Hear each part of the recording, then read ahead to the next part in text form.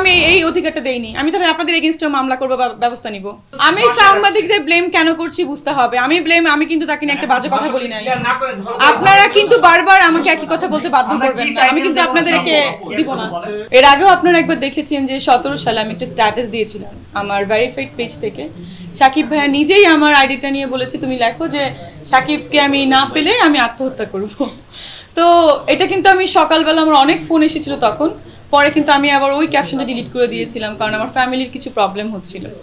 আর আপনারা জানেন যে আমিও একটা ফ্যামিলি বিলংস করি, আমারও ফ্যামিলি আছে। আমার বাবা ছিলেন প্রফেসর, আমাদের পুরোটাই শিক্ষিত পরিবার, আমার মা কাউন্সিলর। তো এরকম করে আমাদের ফ্যামিলিতেও একটু প্রবলেম হচ্ছে, আমাকে নিয়ে অনেক অনেক কথা হচ্ছে। তো এটা আপনারা আসলে যারা সাকিবিয়ান আছেন, সাকিবের ফ্যান ফলোয়ার্স আছেন এবং সবার ক্ষেত্রে বলছি, আমি তাকে নিয়ে এই পর্যন্ত কোনো বাজে কথা বলি নাই।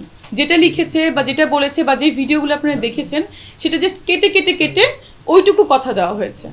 That's the thing. এটা আমারও ভুল ছিল যে আমিও কিছু ভিডিও বা ক্লিপস আমার রেখে দিলে এখানে কোনো প্রবলেমটা হতো না। লেখালেখি কিন্তু হবে, প্রবলেম নেই। সাসপেন্স এখানে লেখালেখি হোক, সেটা হচ্ছে পজিটিভ হোক, লেখালেখিটা পজিটিভ হোক, কিন্তু নেগেটিভ হওয়ার তো কিছু নেই। যেমন আমি ওকে বাজে কথা তো কখনোই বলিনি। একজনের সাথে সাপোজ যদি আমি সিনেমাও করি, তাকে নিয়ে বাজে কথা, একজন কো আর্টিস্ট এবং সে একজন সুপারস্টার, তাকে নিয়ে বাজে কথা বলার প্রশ্নই আসে না।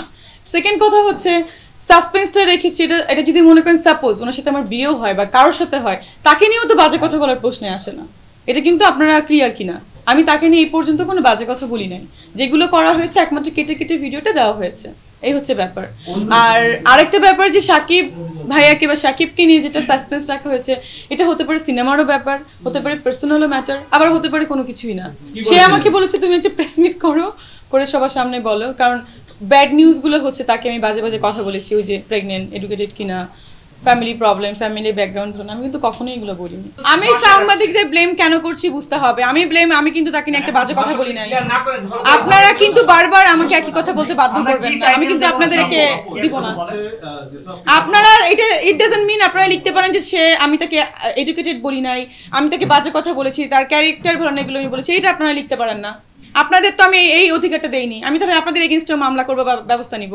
সরি টু সে আপনারা কোনো বাজে ক্যাপশন লিখবেন না।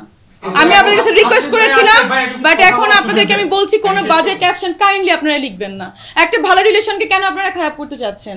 হি ইজ দ্য সুপারস্টার, আমার তার সঙ্গে গুড রিলেশন, আমার বড় ভাই বলেন, ফ্রেন্ড বলেন, সবকিছু সে। এখন যদি আপনারা এই ক্যাপশনগুলো লেখেন, তার সাথে আমার রীতিমতো একটা গ্যাঞ্জাম লেগে যাচ্ছে। তার সাথে আমার 3টা সিনেমার কথা চলছে, সাইন করা হয়ে গেছে, আপনারা জানেন, আমি নাম এখন আনি নাই, বাট তার সাথে পার্সোনাল রিলেশনটা আমার নষ্ট হচ্ছে। আপনারা এনিওয়ান প্লিজ দয়া করে আপনারা কোনো বাজে ক্যাপশন লিখবেন না। আমি রিকোয়েস্ট করেছিলাম, হাত জোর করে রিকোয়েস্ট করছি, লিখবেন না। যা যা লিখেছেন কাইন্ডলি সেটা আপনারা উঠে ফেললে আমি খুশি হব।